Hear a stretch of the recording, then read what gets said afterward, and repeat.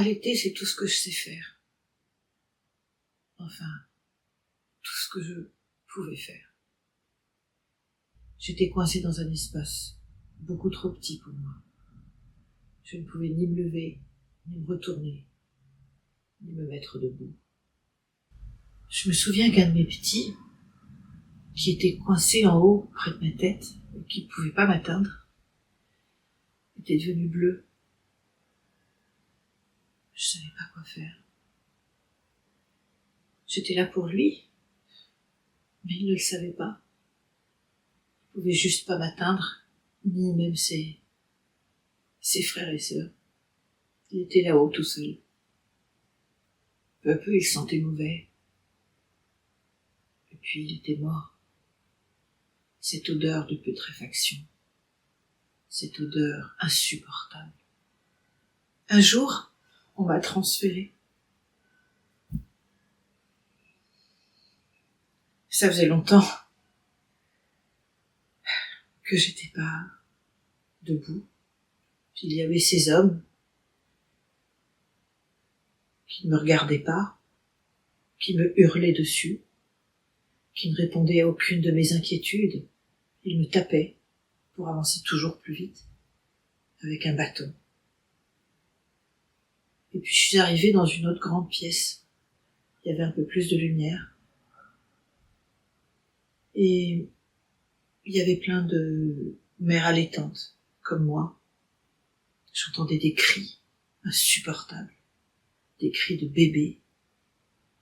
Et puis on m'en a ramené. C'était pas les miens, mais ils avaient faim.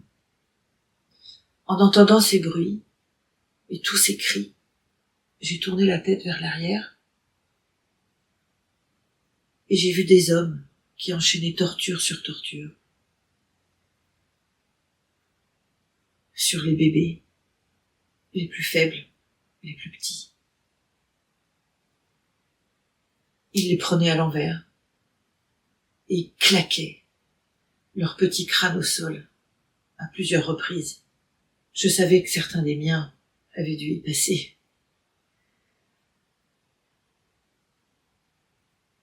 Et un jour, ou une nuit, enfin je sais pas trop, comme je ne voyais jamais l'extérieur, il y a des gens qui sont arrivés et qui m'ont sorti de là. Il y a une femme qui m'a pris le petit dans ses bras. Ils me regardaient dans les yeux. Ils m'ont fait avancer à mon rythme, doucement. J'avais l'impression de compter pour une fois, d'exister et d'être libre. Mon petit et moi serons éternellement reconnaissants d'avoir été sauvés.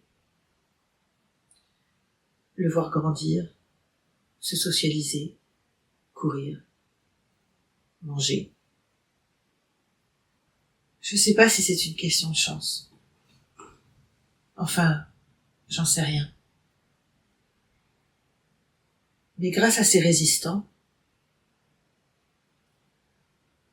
ce que je sais, c'est que je leur remplis leur quotidien d'amour, de gratitude. Et j'ai retrouvé la paix. Et c'est ça la vie.